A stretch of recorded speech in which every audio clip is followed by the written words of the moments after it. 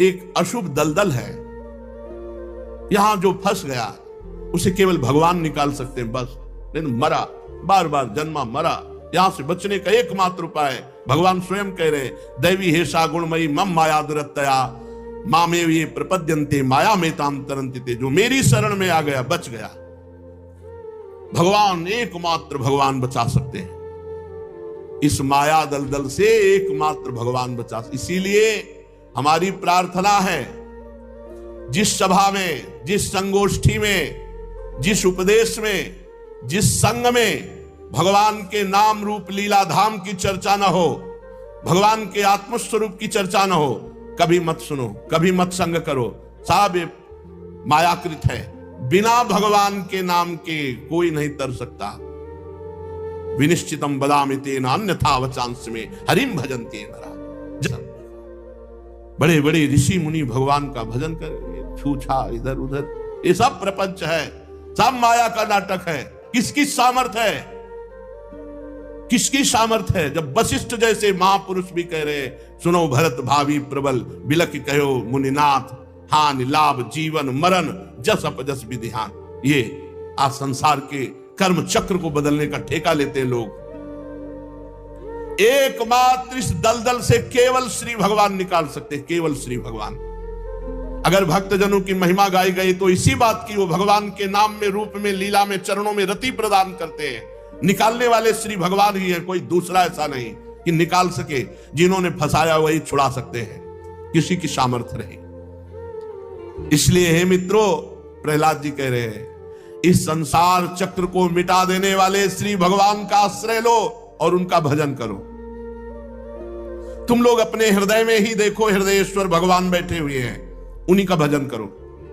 असुर कुमारो, अपने हृदय में ही आकाश के समान नित्य विराजमान भगवान का भजन करने में कौन सा परिश्रम की बात है? कौन सा रुपया खर्चा हो रहा है? राधा राधा कृष्ण कृष्ण हरि हरि कहने में क्या परेशानी हो रही?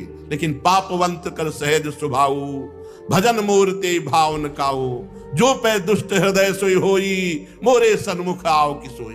ये पाप आचरण बन गए, भजन में रुचि नहीं होती, नाम जप नहीं कर सकते। नौटंकी नाटक में बड़ा विश्वास है। अरे विश्वास कीजिए, आप धैर्य पूर्वक समझिए। भगवान धन्वंतरी रूप लेकर के आयुर्वेद का प्रकाश किया, रोगों की निवृत्ति के लिए औषधि रूपी प्रायश्चित है।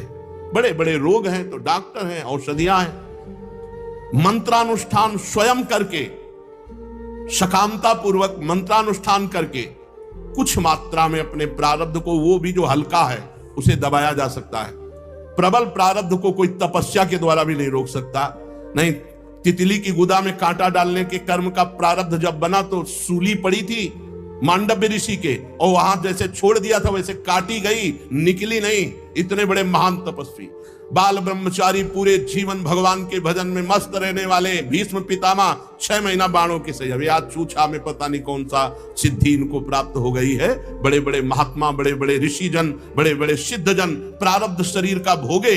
प्रहलाद जी कह रहे हैं, हे भाई, इस दलदल से निकलने के लिए एकमात्र उपाय भगवान का भजन करो, भगवान का आश्रय ले लो। भगवान को रिझाने में कौन से तुम्हारे पैसा लग रहे हैं, कौन सा परिश्रम? राधा राधा राधा राधा।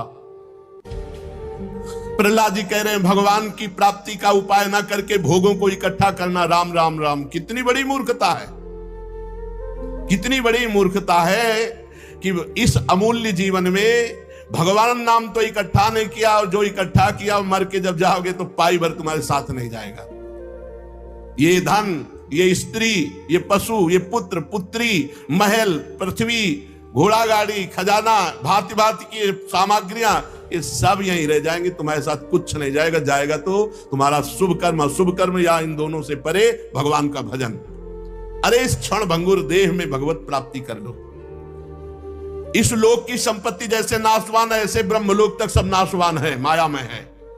भगवान का नाम जप करो, नाम जप से ही परम कल्याण है। अप्सराओं